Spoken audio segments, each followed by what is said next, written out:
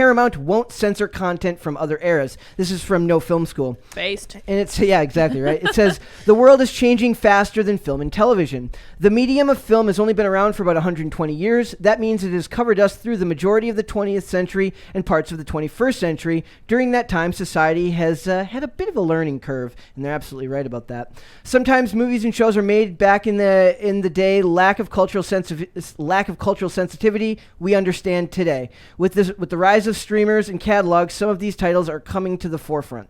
The first thing I thought of was Song of the South from That's Disney, what Andy asked, which is yes, not available on Disney Plus and not available for purchase anymore either, unless you're going to find it at a you'd have to go to like a thrift store, antique shop, an antique shop, or find it on eBay. And I'm guessing that the price is quite hefty if you want to get a copy of it. And a lot of people were mad about that when they first pulled that from Disney Plus.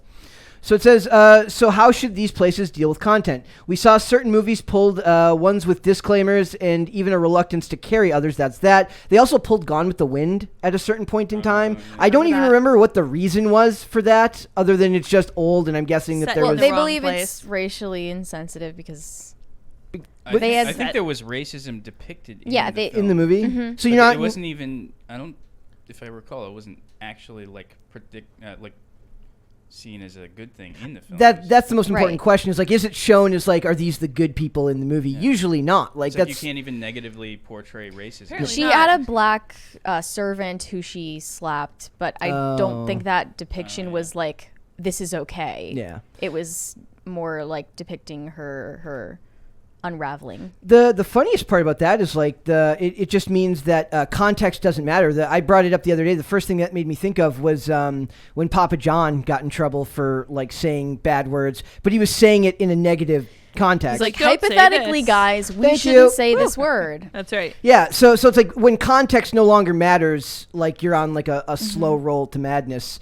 In my mind. So they keep going down here. So it says, this has sparked a debate about censorship and lost cinema. Many, myself included, that's the article, the person I'm reading, it's not me. This is an editorialized article. Many, myself included, believe that the best way to show these films is to have a disclaimer at the front of them and show the rest uncut. After all, this is art indicative of the time. It might be sad and at times racist, but it's better to see how far we've come than it is to completely censor what was there. I agree. That's one of the things that I find hilarious when we have these debates, and it seems like they're endless, is that we never focus on how far we've come. We focus on what they believe to be how little progress we've made, when realistically, that's not an accurate depiction of the world we live in. I say this all the time. I'm like, America had slavery. We didn't start slavery. We ended it. And I feel like we deserve some modicum of like grace for that, because even though we were like dealing with it not all that long ago, we weren't even the last country to get rid of it. But our country is also quite a bit younger than so many other places in the world, which is another testament to like what was accomplished in such a short period of time. Yeah. So it says in TCM, they ran a bunch of movies with social problems and included a Q&A and discussion in the front and after them to talk about what was important and what was problematic about them. And then HBO Max, once they put Gone with the Wind back on, they put a disclaimer in front of it. I'm not really opposed to the concept of I was at first. I don't like it because it's not letting it exist in its own context. Yeah. You're still editorializing, even though it's not cut in the middle. Yeah. You might as well. So you think that, like if that, I don't know who like made Gone with the Wind, but if that filmmaker was alive today, they would take issue with the fact that somebody's placing like a warning on their art. Yeah, and although I appreciate that they are not going to censor content from other eras, it's also done with a sense of condescension to those other eras that I don't appreciate, where we're acting like we're more culturally sensitive, but actually we are just anxious. Yeah. Like we're always stepping on eggshells and mistake that for having more empathy than people did in the past. Yeah, I don't buy it as legitimate. I see it as kind of the remnants of moral panic that we're going through, and people responding to something, partially because we're so easily connected by the internet now. And back in the day, you just, you waited for your 50 to 100 insane letters that came in the mail to your studio saying that something was wrong with whatever you're making. Now the pushback is instantaneous. And like we've talked about before, a lot of people who are older have no sense of proportionality about what that pushback actually means. It's like the reactions to things are not real, and they aren't they don't understand that. Like, even maybe I'm just like I sound absolutely schizophrenic right now, but like That's what we love about you. It's okay. like laugh tracks are recordings of like dead people, people, laughing at things. And Correct. like tweets about TV shows and movies right now are robots who are programmed to tweet certain opinions about things and argue about things. And even the It's people that are not- real are kind of act like robots sometimes anyways. Yeah. It's just they don't really know. Like baby boomers are like see one tweet and they don't know how to handle it. They like go into a tailspin over like one tiny, minuscule faction of people throwing a fit about something. My dad got a smartphone recently, and I'm just terrified of the concept of my dad on Twitter. No. Like I was like, just you made it 70+ years, It's dude. not Just human. avoid Stay it. away. It's not human. The only people who understand it are less human. Yep. So it says Paramount Plus is one of those streamers dealing with this issue now. Bob Bakish, Paramount CEO, said recently, by definition, you have some things that were made in a different time and reflect different sensibilities. I don't believe in censoring art that was made historically. That's probably a mistake. It's all on demand. You don't have to watch anything you don't want to. And that's the argument most of us have been pushing back on for a long time. If you don't want to watch, I guess would the pearl clutching argument be that what if their kids accidentally stumble on the Song of the South So what? and then suddenly start slapping people that look differently than them? That's insane. Or no, sorry, that was Gone with the Wind, not Yeah. Song of the Oh, South. yeah. Like that's insane. Well, I don't think your kids are gonna watch like what's Gone with the Wind, like 4 hours long. Yeah, it's And a I'm lot. picturing like a kid. He's cycling But- through like Marvel, Buzz Lightyear, Gone with the Pixar, Gone with the Wind, yeah. Star Wars. Oh, Song of the South looks good. I think I'm going to yeah. watch Song of the South. It's No, that's because not happening. That's people- never happened. People expect these media companies to be their parents. That's and yeah, exactly. use discretion for That's the them big of what thing to for me. watch. It's like telling that the movie company has to be the one to preface any film that they present with like how you should be thinking about what you're about to see. Mm-hmm. It's like that's your job as an individual with autonomy, and that's your parents' job if you're a minor. So is it really a fault of our culture of not raising of parents not being attentive enough to their kids? Yeah, 100%. Like is that where do we lay the blame at the fault of the parents? As usual. Yeah. And you I can- don't know. That's fair. Because Why I don't not? want to be a hypocrite. I think all when- this stuff is just the same as the Puritanism of the PMRC in the 80s and 90s when they were trying to censor music, like all this rock and roll and rap music. Tipper Gore. Yeah, Yes. it's the same exact kind of Puritanism. It's just that the direction that the morality comes from is different. Yep. I don't want to be a hypocrite because I don't like when all the blame is placed on parents for inappropriate things being aimed at their children. Like, yes, you are responsible for using discretion on behalf of your children, but we also know that there's no way you can perfectly Right. That's fair. enforce that. And when there are, media executives and teachers and drag queens, the list could go on, of like people who really do want to influence your children, I don't want to place all of the blame at the feet of parents. This gets right to culture war. Like, this is bigger than just, oh, don't watch that movie. This is, your kid shouldn't be being exposed to TikTok. People say, oh, well, your kid's going to see that at school. Then your answer should be, my kid is not going to be attending public Are school. you all right? What are you doing over there? like, What's happening? spinning the My mic arm around. is dangerously. There we go. Okay. I think we got it. That We're was good. There was a Very twist in it. I don't think he knows he's on theatrical. camera. No, it was making me He's very like, it's fine. I uncomfortable. can't handle it. I couldn't.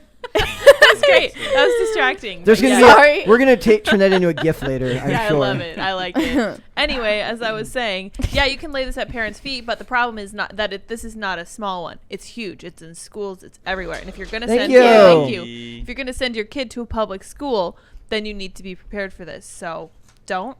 But that's even harder. I know that's challenging. So Yeah, planning and on really the homeschooling. aspect of this Yeah, that we're that's talking right. about is the infantilization of adults. Yes. Yeah. Kids, it's the meme of the guy with the Nintendo Switch, with his face looking ridiculous, and he's in his 30s, and it's like at a certain point you have to kind of grow up. It is a thing. yeah. And it's like my wife's boyfriend bought me this Ah! Nintendo Switch. That's that clutching meme is. his Harry One Potter notable stuff. thing about this article is it doesn't seem to mention anywhere that this is about keeping children safe.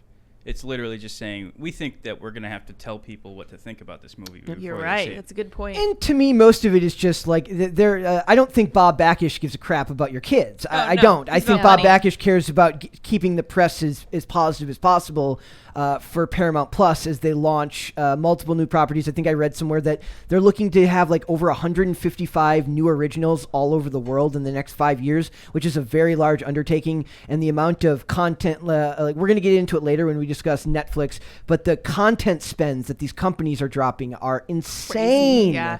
And for Paramount Plus, which is a Viacom CBS subsidiary, like it's different a little bit for the ones that are owned by larger media conglomerates as opposed to like a Netflix, which is self-regulating because Right. it's its own company.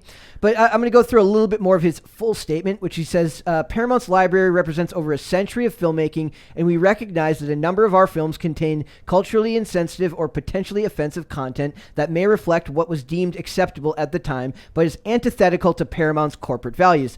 That's the part when we talked earlier about if we were the artist, we wouldn't want something like this slapped on the on the piece of art that they made, but it's still a corporate product in the end. So that film you made, no matter how much artistic expression is in there, no matter how much work you put into it, it's still the property of a larger conglomerate. So that's where art meets commerce, and you can get into all sorts of arguments about what that means for society when most of the art that we take in now comes from Fortune 500 companies and not from individuals. That's a good point. Do you remember? Oh, No, go ahead. Go ahead. Do you remember when we watched 30 Rock? Yes.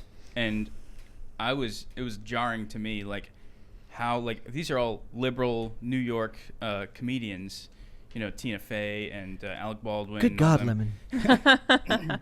And like rewatching that show, I was like, wow, there's a lot of stuff that nowadays would be considered Just a few completely years transphobic, ago, right? Yeah. homophobic, like racial humor that wouldn't be considered acceptable. And that was like a little over 10 years ago. Barely 10 years ago. Yeah. And so like I think they're probably seeing the writing on the wall that any minute now, like just about anything from like a few years ago is going to be have to be like, you know, edited and censored. And that's just like, first of all, that's a lot of manpower to like go through all that stuff and censor it properly. And there are sacred cows in that discussion, mainly blackface. I know that's one of the few episodes that 30 Rock bent the knee on. Like they deleted that episode right quick.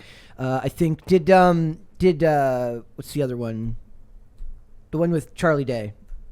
Always Sunny. Always Did Sunny, they do one yeah. as well? I think they had one as well. Am I Did wrong? they? I think I might be I wrong don't about know. that. I haven't way. seen these shows, but I assume that they were depicting it in a way that's not like, haha, blackface is funny, but Yeah. it's like this person is foolish and it's funny that they're doing this, Which- that they think it's funny. It's Right. making fun of people for Yeah. being racist. Which Yeah. brings us back to the comment about how context doesn't matter when it's about morality rather than like, or to them, it's about being morally superior. They don't think the context matters when in Yeah. truth, the context always should matter. Well, and Yeah. their argument is always that the lowest common denominator person isn't going to know the difference.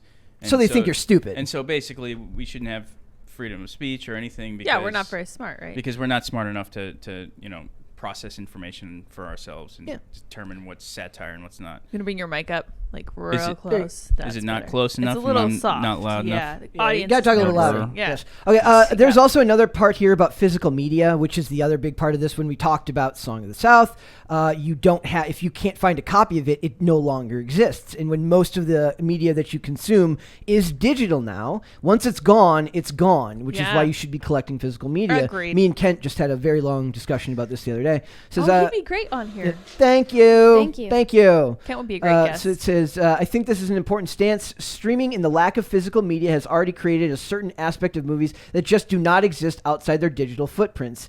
As that shrinks, they become harder and harder to get. Even if these movies don't stand the social test of time, they're important parts of film history we can and should study, not just for their artistry, but to understand what was wrong with society back then. You can't know what was wrong if you keep deleting the stuff that is now seen as politically incorrect. Yep. You have to have it there, otherwise there's nowhere to. And that's why my problem is when people talk about progressivism, talks about how awful things are and never about how far we've come. But if you keep destroying all the examples of the progress, you can't actually tell, and then the argument just keeps going. It becomes it's very, very frustrating. Well, So I'm really tired of the paradigm being what is politically incorrect or politically correct, and not what is moral and immoral, and how is the media Truthful. that we consume Yeah. making us virtuous or more vicious people.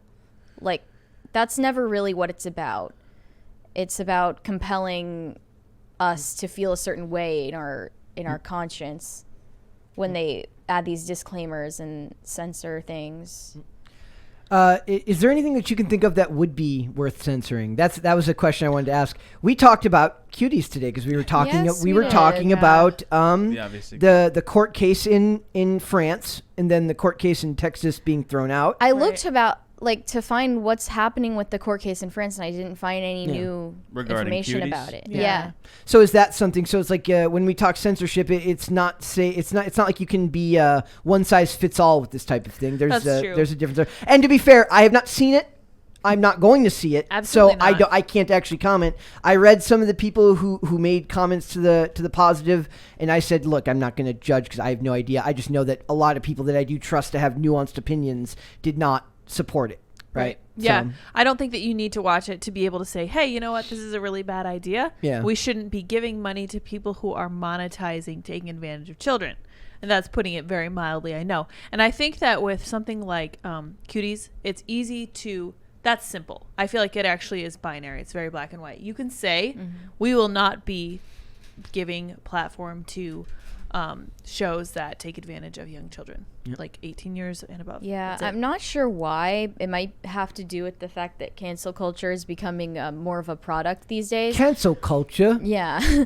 But like these streaming services are trying very hard to have the appearance of being open and free, like pro free expression, when in reality they have a very tight leash on what they allow. Yep.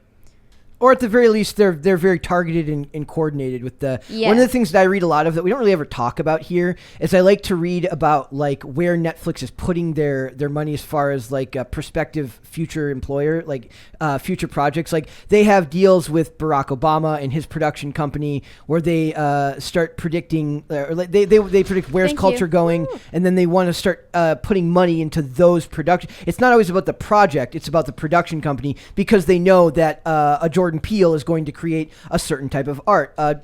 A Ryan Reynolds is going to create a certain type of art. Right. Most of these bigger name celebrities own their own production companies now that are at least partially involved in the movies that they make, right? At least to some financial extent. Yeah. So it's interesting to see where that money's going. We saw Barack Obama leave. He left Spotify. Yeah. He And- didn't but, leave. He got kicked.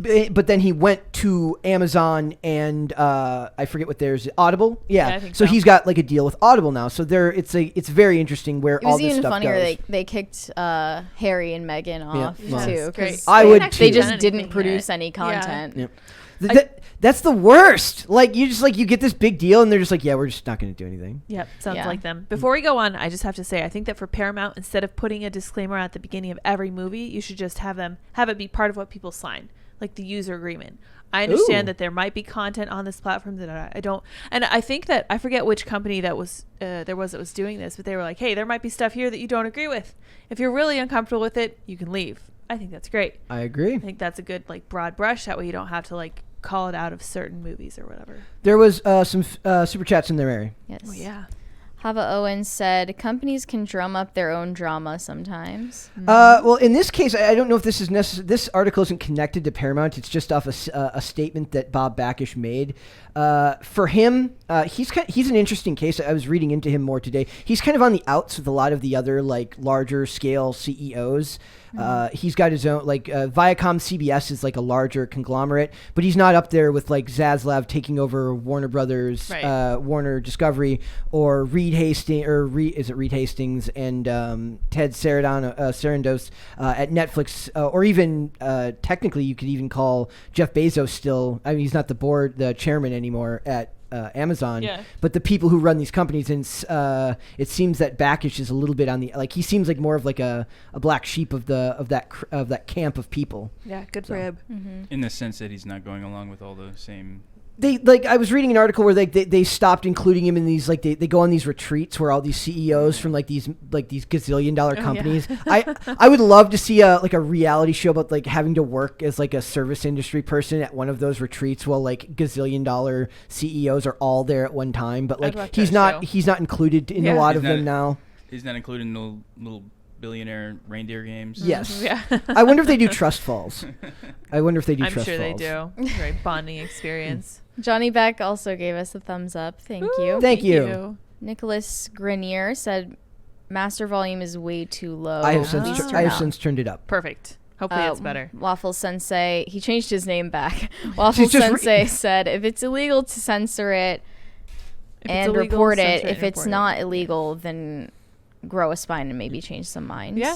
Well, then the question is, like, with Cuties, was that, having not seen it, was it illegal? I think that the reason there are court cases against it is because they think it was potentially illegal. Depending on where, it was made, what country, So, correct. We'll have to see. Someone asked what my last name is. It's Morgan. It's not a secret. Okay.